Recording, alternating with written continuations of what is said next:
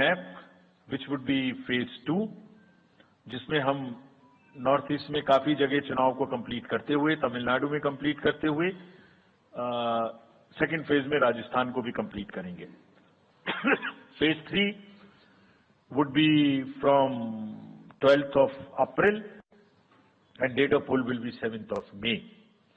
इसमें भी total 12 states उस समय में जा रही होंगी और इस फेज में 3 नए राज्य में चुनाव शुरू होगा। इसका मैप कुछ इस तरह से दिखाई देगा। राजस्थान हम कवर कर चुके होंगे, तमिलनाडु कवर कर चुके होंगे, केरला कवर कर चुके होंगे, गुजरात इसमें कवर कर लेंगे, नॉर्थ ईस्ट पूरा कवर कर चुके होंगे और हम नए राज्यों को मिला के 3 इसमें नए राज्य भी जुड़ेंगे। फोर्थ फेज में 18 अप्रैल को गजट नोटिफिकेशन होगा और date of polling would be 13th of May.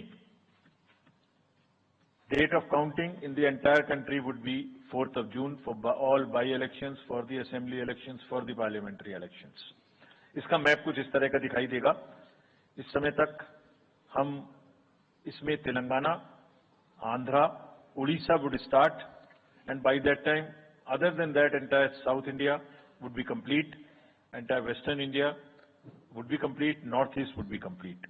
और फिफ्थ फेज 26 अप्रैल से शुरू होगी और 20 मई तक चलेगी। 20 मई तक डेट ऑफ पोल होगी, बीच में नॉमिनेशन, स्क्रूटनी और विड्रॉल की डेट्स रहेंगी। Counting of course is 4th of June. It will look like this, which is in front of you, and phase 5 में 49 constituencies will be going to the poll. Phase 6 में 57 constituencies will go to the poll, starting from the Gazette notification on 29th of April and finishing on 25th of May 2024. इसका map कुछ इस तरह का दिखाई देगा कि मोस्टली यूपी, बिहार, बंगाल, उड़ीसा और साथ में कुछ नॉर्थ का पोर्शन चालू रहेगा। Last phase, 7th phase notification will be on 7th of May and polling on 1st of June. The last polling would be on 1st of June and counting on 4th. And इस phase में पूरा पंजाब, हरियाणा भी शामिल रहेगा, Bengal, Bihar, Orissa. This is how the map will look. Yellow denotes the first phase and accordingly the legends are given. We will share this map also with you, ताकि आप इसे अपने साथ रख सकें, इसके हिसाब से देख सकें। ये भी कोशिश की है हमने, और अगर पूरी फेज वाइज हम पिक्चर दें, ये भी एक अच्छी स्नैपशॉट है, जिसमें फेज 1 में 102 कॉन्स्टिट्यूएंसीज, फेज 2 में 89, फेज 3 में 94, फेज 4 में 96, 49, 57, 57. So we'll start with the 102, the largest, slowly come down and finish northeast, move up from the south and finish the western area. तो इसमें वेदर और हर चीज का ध्यान रखते हुए काफी सोचने के बाद ये शेड्यूल बनाया गया है। विद दिस, जो सिंगल पोल डेट है वो 22 स्टेट में होगी। 2 राज्य 4 बार में जाएंगे, कर्नाटका, राजस्थान, त्रिपुरा, मणिपुर। 3 फेज में 2 जाएंगे, छत्तीसगढ़ एंड असम। 4 फेज में 3 जाएंगे, उड़ीसा, मध्य प्रदेश, झारखंड। 5 फेज में 2 जाएंगे, महाराष्ट्र एंड जम्मू कश्मीर। जम्मू कश्मीर की हर पार्लियामेंट्री कॉन्स्टिट्यूएंसी के लिए 1 फेज होगी। और 7 फेज में 3 जाएंगे, Uttar Pradesh, Bihar and West Bengal. With this friends, I and my address and thank you very much. Thank you, sir, for those detailed remarks. Please hold on. So, you raise your hands, हाथ खड़ा कर दीजिए, माइकर्स आपके पास आएंगे। तो we will start with you in the first row. Where are the micers? अब आइए, इनको दे दीजिए। जो CC sir will take 4-5 questions at one time. So after that we'll take the next person. Sir, मैं मोहित दुबे हूँ न्यूज नेशन से। Sir, मेरा सवाल ये है कि आपने 7 चरणों में मतदान ये करवाया है। बहुत बड़ी चुनौती है क्योंकि दुनिया का सबसे बड़ा लोकतंत्र हिंदुस्तान है। अपोजिशन पार्टियां जो है ये आरोप लगा रही है कि 7 चरणों में क्या जरूरत है और इसकी वजह से सत्ताधारी दल को फायदा होता है।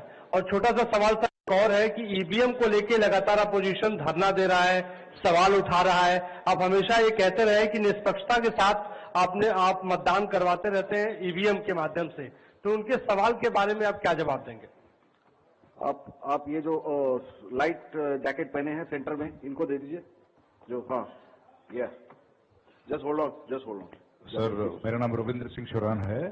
I would like to ask कि जो आपने बताया कि 3500 करोड़ रुपए को सीज किया, उसके बाद कार्रवाई कितने लोग जेल गए, कौन कौन सी पॉलिटिकल पार्टीज इन्वॉल्व थी, और जो लीकर सीज किया गया उसमें कितने केसेस रजिस्टर हुए, उसकी डिटेल्स इलेक्शन कमीशन हमारे साथ कभी शेयर करता नहीं है after the election happens. This lady in the front या इधर मिडिल में जो है, इनको माइकर्स, हाँ इनको दे दीजिए, या इनको दे दीजिए। हाँ, please switch on your mic.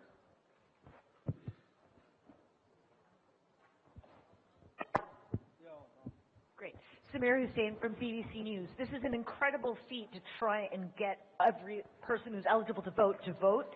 I'm wondering how much money is being spent, and in addition, what is the biggest concern in terms of these elections?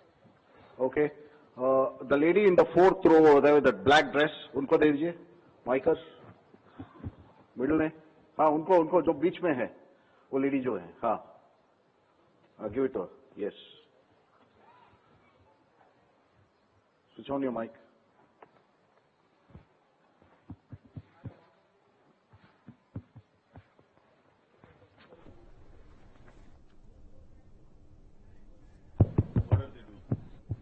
Hi, I'm Ashlyn. You said in your speech Can that... you just introduce yourself? I'm Ashlyn Matthew. From? National तो Herald. बड़ी खबर आपको बता दें, 7 phase में लोकसभा के चुनाव होंगे। आपको बता दें इस वक्त की बड़ी खबर लोकसभा चुनाव से जुड़ी हुई। 7 चरणों में इस बार के लोकसभा चुनाव होंगे। 2019 के लोकसभा चुनाव की तरह इस बार भी 7 फेज में चुनाव किए जाएंगे। यूपी में बात करें तो पहले फेज में, उत्तर प्रदेश में 19 अप्रैल को मतदान होगा। दूसरे फेज की बात करें तो 26 अप्रैल, फिर तीसरा फेज 7 मई को, चौथे फेज की बात करें तो 13 मई और 20 मई को पांचवा फेज होगा। छठे फेज की बात करें 25 मई और सातवां फेज 29 मई। रिजल्ट 4 जून को आएगा। तो इस वक्त की बड़ी खबर आपको बता दें, 7 फेज में इस बार का लोकसभा चुनाव होगा। तो इस वक्त की बड़ी खबर आपको बता रही हैं, 7 चरणों में इस बार का लोकसभा चुनाव होगा। तारीखों का ऐलान हो चुका है, बिगुल बज चुका है लोकसभा चुनाव का। For example, last election 2019 at Vellore constituency,